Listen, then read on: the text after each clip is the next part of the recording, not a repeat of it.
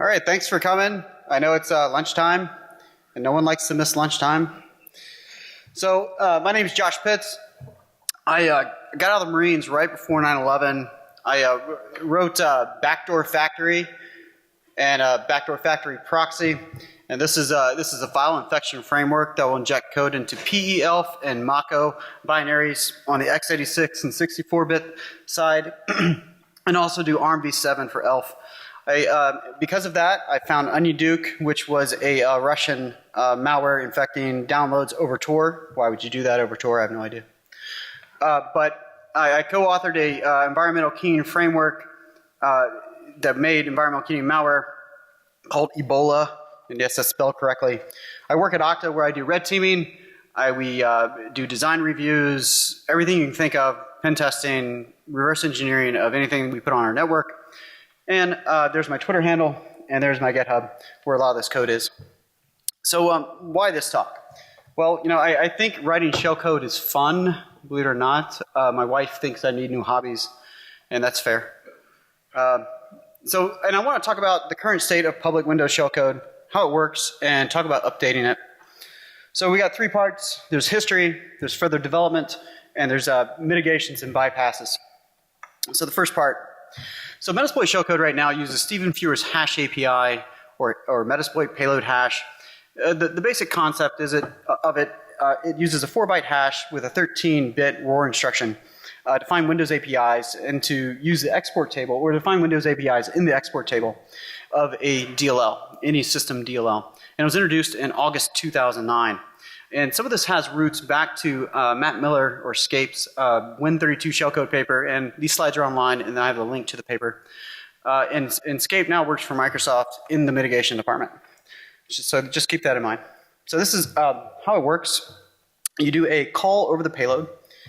You push everything onto the stack, and then the shellcode or the hash API will parse the export address table and then jump into the Windows API and then return back to payload logic, and it will continue until there's no more payload logic and your payload's been executed.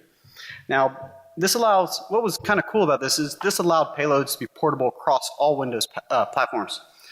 And of course, some mitigations decided to come out. You have EMET or EMET. This was obviously by Microsoft. And then you have Peter Benia. He has a FRAC article on beating some of these payloads. And then there's also the Havoc mitigation, which was released, the concept was released in POC GTFO 12.7, amen. And Havoc stands for halting attacks via obstructing configurations. And this was funded by DARPA, Fast Track, and it's by Digital Operatives. And what it did, it threw a DLL up into the loaded module list of the DLLs. And what it did, it basically pre-computed collisions for this 4-byte ROR, 4-byte hash ROR assembly.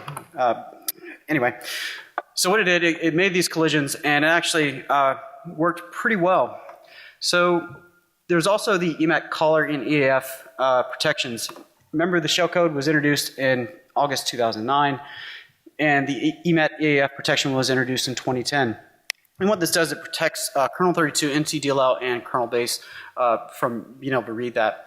And then also you have the caller protection, which is really more restricts ROP-like calls, but Stephen Feuer's hash API actually would trigger on this also. Basically, you cannot go into a Windows API via a RET or a jump. It had to be basically a indirect call.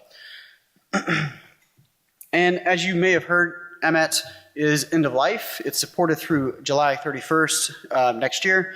It still works, but it's being reintroduced into Windows 10 this fall, and we're going to talk about that.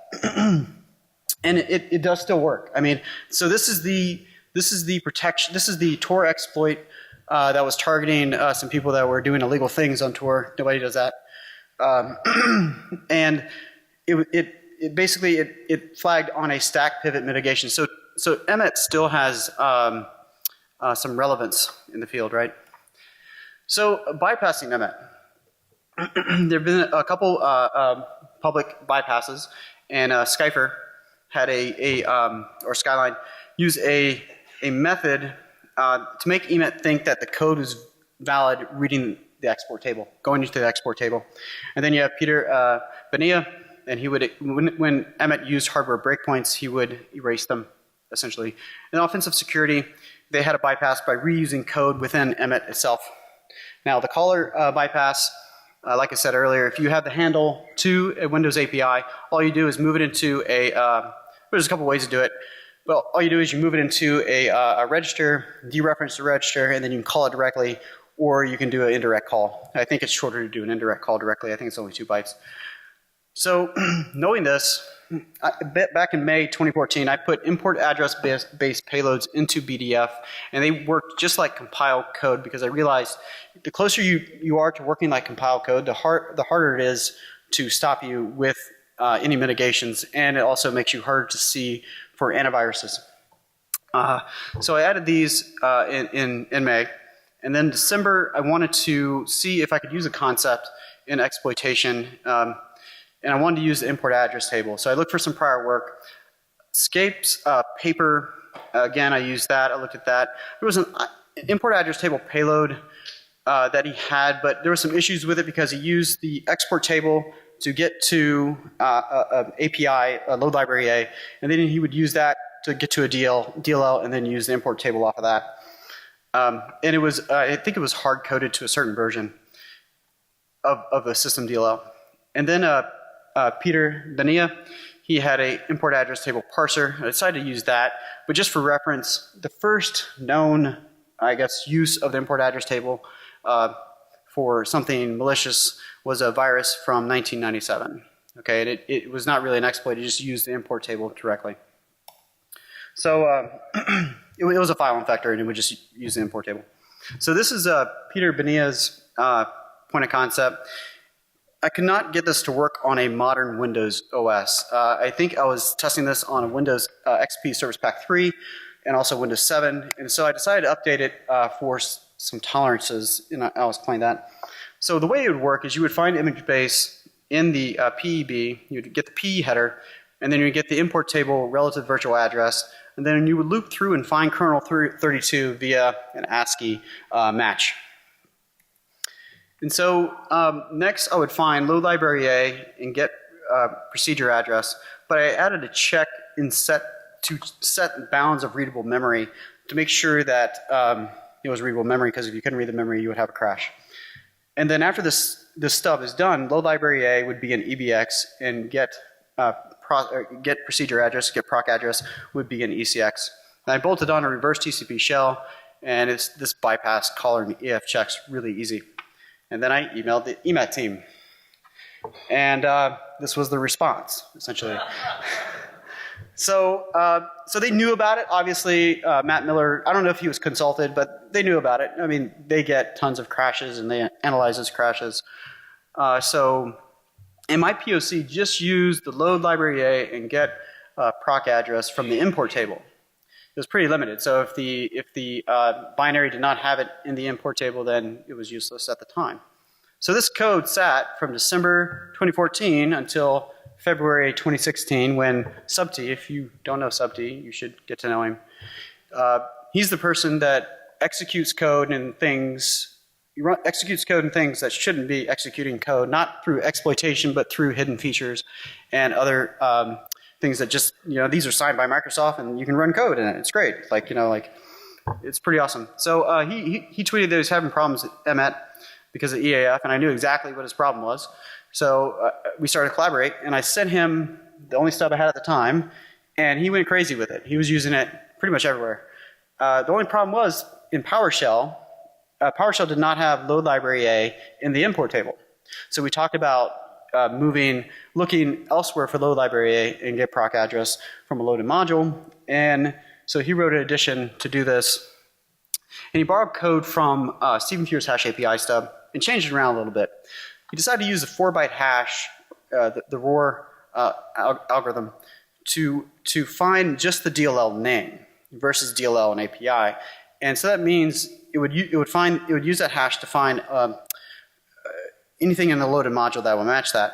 And so if you were going to do something like Havoc, where you're going to cause a collision, you would need to know all the possible combinations of anything that might be deployed with any application as far as DLLs.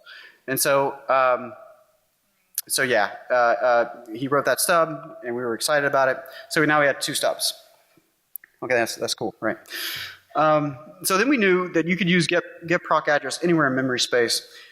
And if you do that, you can get load library A, as long as you can enumerate the location of kernel 32. So we used a 4-byte hash algorithm, like I mentioned, and then we would get, this is how we would get load library A. Pretty simple, right? And then we'd push the handle into the stack and then move ESP to, we'd push the handle of load library A onto the stack and move ESP to EBX, and then we'd do an indirect call to EBX. So now we had 4 stubs that we could use. But we didn't know where we could use them. So what we did is I went through and enumerated system binaries across all 5 operating systems for load library A, get procedure address, or just get procedure address in the import table. And this is the output of that. I saved the output in a JSON format, so when you were looking for an import to use, it would walk everything that is loaded recursively in a dependency walker style fashion to find anything statically that might be in memory. So we had a lot of opportunity to use this.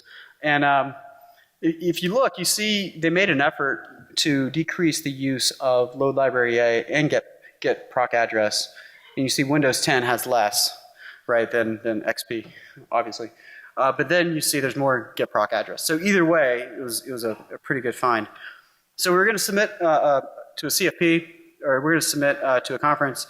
This is about June, and then this came out. A flash exploit that used get proc address from user32 import address table to load a payload was discovered by FireEye. And this was pretty depressing, because then what we had, it wasn't good anymore. I mean, not good, but it just wasn't as exciting. So we wrote a blog post about it, and we released a POC that would pick for you which stub you would use. And we released a reverse TCP shell with this, with no exit function, so it would automatically crash all the time. That was kind of trolling a little bit. But we wanted to do more stuff. So we wanted more payloads. We wanted to get this into Metasploit somehow. And we knew it'd be a lot of work. And we had a couple ideas. So that brings us to part 2. So I had 2 ideas. Remove Stephen Fewer's hash API and replace it with something else completely. Or build something to rewrite payload logic for use with an import address table parsing stub. So I decided to rewrite all the things. And do it automatically and magically. And this is how Metasploit payloads work. You push everything on the stack for x86. So you push everything onto the stack, then call the hash API with a call EBP. So I had a workflow. I used Capstone for disassembly, Keystone for reassembly. The only thing that I had issues with was protecting the saved load library A and get proc address from being clobbered because of conditional instructions that would pick a path and then I'll lose context. And I worked on this for 5 days straight for about 12 to 15 hour days over Christmas. Not on Christmas, but over the Christmas holidays. And when I solved one problem, more appeared, and there was a point that I crossed it and where I could probably just rewritten everything, or at least get a good, or at least have a good POC of things to show for my work, but really I had nothing. So I decided to burn it down. So the next idea was to take the hash API and the actual payload logic, remove the old hash API, use one of my import address table stubs, then offset table.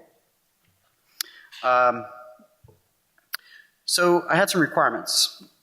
I needed support read execute memory, just in case I wanted to use this at other places that weren't read write execute memory. I wanted to keep it small as possible.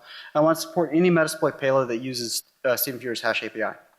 So I have the same 4 steps. I would take inputs in, disassemble it, capture the instructions, or capture the blocks of instructions, capture all the APIs. I would build lookup offset table, and then I'd find the appropriate import address tables for the executable, and then there'll be an output table. I mean output to different types.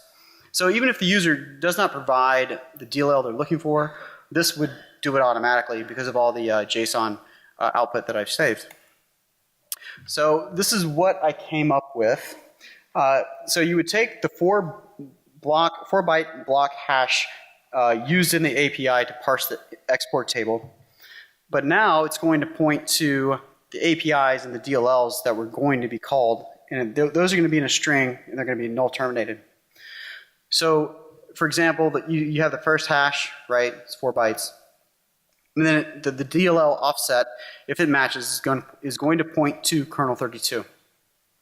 And then the next API is going to point to winexec. So you have the next hash, points to kernel 32 again, and then it points to the next API, exit thread, so on, so forth. So you do, because I unique the string, you do have some overlap and you can save some space. So this is the logic for parsing the lookup table. Basically, I jump over the table, I move the first hash into the lookup table, and I continue until I find a match. If found, I move the DLL offset into AL, I normalize for memory, and I use load library A to load the DLL. And then I save the DLL handle, I put the API offset in AL, normalize, and use get proc address to get the Win API handle. I prepare the call to the Windows API by clearing the stack. I save EAX down the stack for recovery on POP-AD. Then I save the return address to EBP. Then I call the Windows API. On the API return, I fix up EBP to point back to the beginning of the import address table stub, and then I return back into the payload logic. So this is how it works. I jump over everything into the payload logic that comes with Metasploit, and then I return in, or I do a call into the import address table stub, and then the lookup table goes into a Windows API, returns back into the lookup table, and then I go back into the payload logic. I just continue until done. So the initial POC to write the lookup table took about 12 hours, and then adding all the workflow and the stubs took about another 12 hours, and it took a while to get the tool where it's at, but I'm really happy about it. So now that these API hashes are they no longer hold reference, they're now meaningless. Okay, after it goes through and we figure out what they are, they're meaningless. And I found that AVs depend on them for signatures. So what happens if we just randomize them? It's pretty fun, actually. So I got a demo of that. Let me do this properly. Everybody see that? Okay. Okay, so all I'm doing here is just doing I'm just outputting to file a reverse TCP shell from MSF Venom.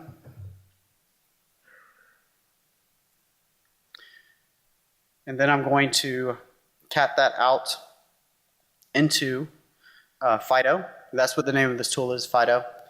And I'm going to do a load library A, get proc address. I'm going to use those out of the import table of the main module, and I'm outputting that to file.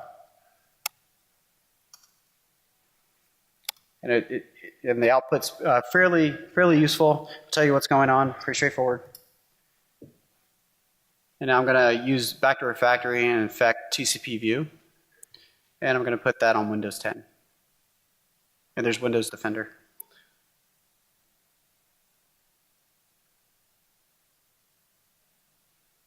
Of course, it was detected. Now I'm going to do the same thing, but I'm going to use M for mangle.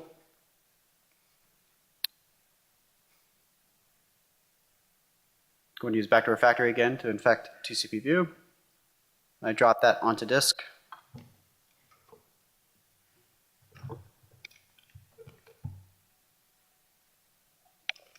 And then I set up a netcat handler.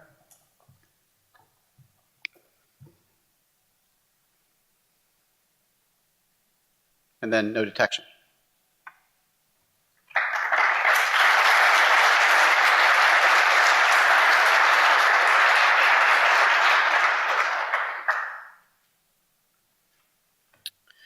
All right, so here's an example of using Fido, just as you saw in the video.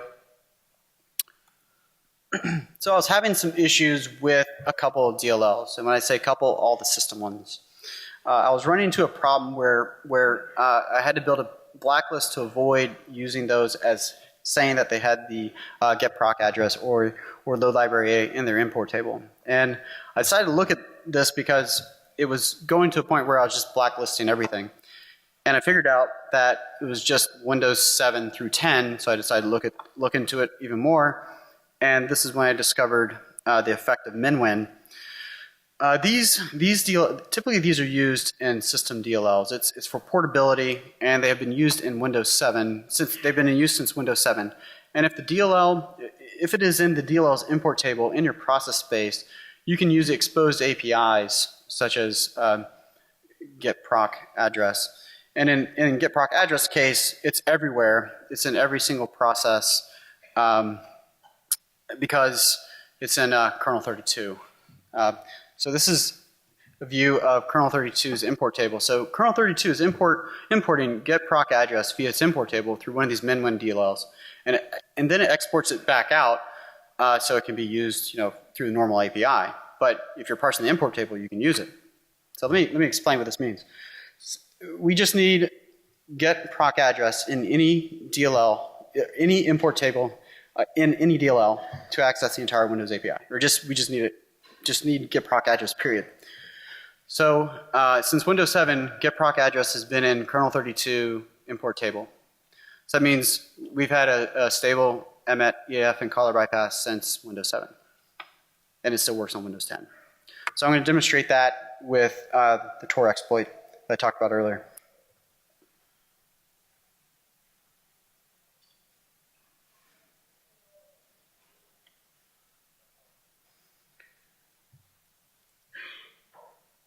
All right, so what I'm showing here is I turned off the stack pivot mitigation just to show that EAF will flag as far as the mitigation.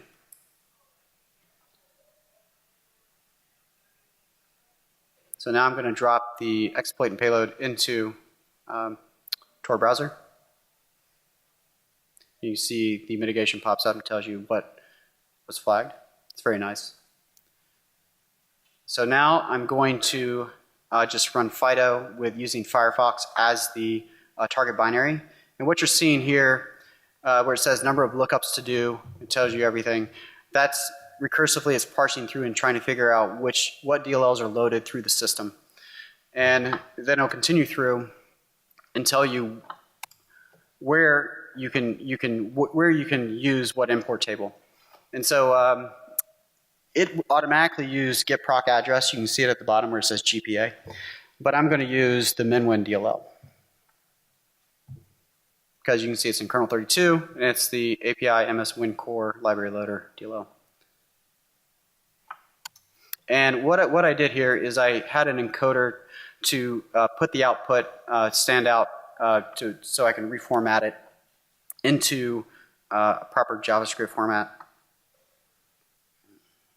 Just showing that. I already have it in the exploit example. I just need to uncomment it.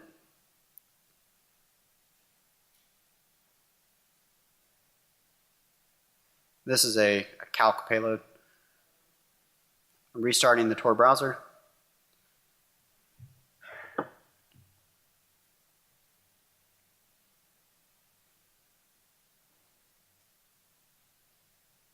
And there you go.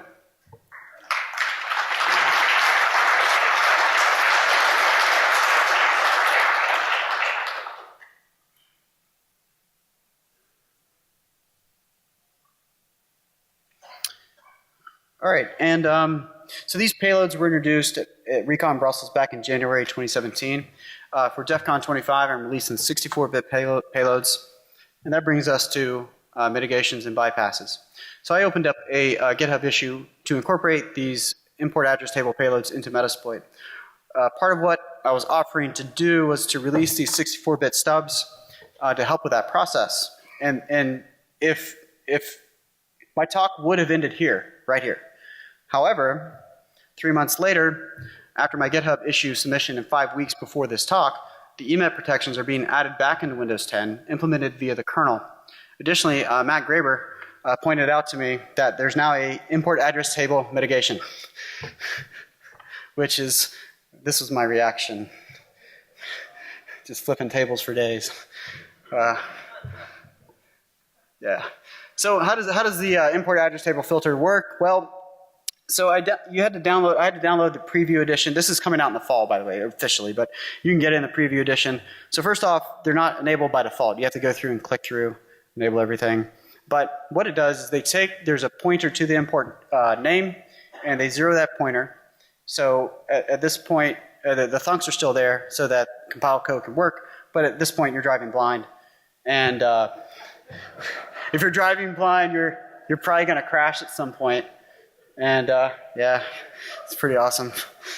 So, but the funny thing is I knew that something like this might happen, so I had an ace in my pocket. So this is kernel 32 entry for get proc address. And on the next line is get proc address for caller. This was introduced in Windows 8. It's exported by kernel base and then imported by kernel 32. That means it's in every process. It works very similar to get proc address. It's not filtered by the import address table filter yet. And this is how it works. You just add a 0 on the end, and that's exactly. Yeah, way to go, guys. So yeah,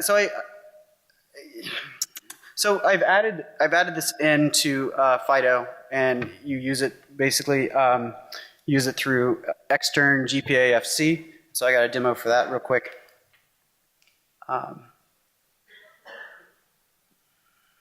Sorry.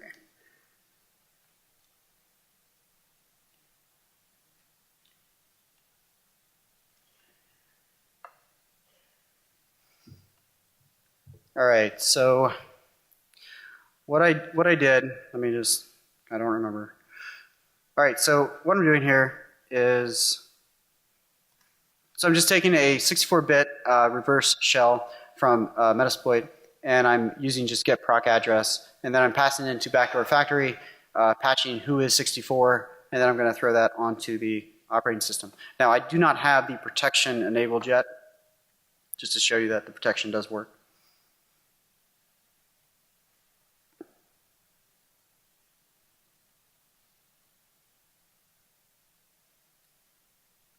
There you go. Now I'm going to enable the protection.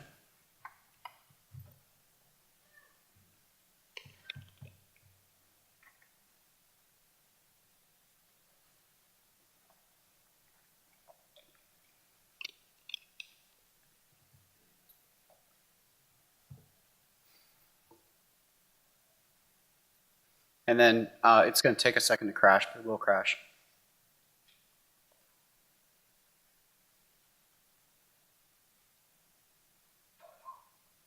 There you go. And then I'll run it again. It should be faster than next time. All right. Now I'm going to use get proc address for caller.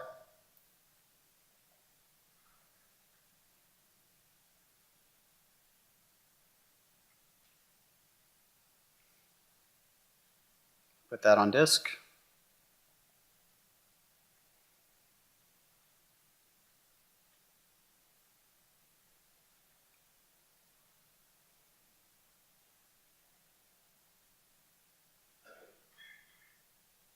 And there you go.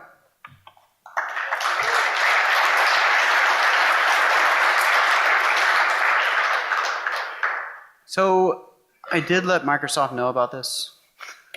So they're gonna have a patch for it whenever it comes out officially. Because since they were making an effort to make an honest try to fix it, then I decided to let them know.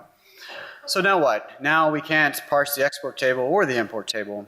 Is it possible that you could find more APIs that are not filtered that could give you some useful information to get proc address? Yeah, probably. Or what if we didn't use the import table or the export table? So let's think about this real quick. In modern user space Windows exploitation, you have to bypass ASLR dep and other protections.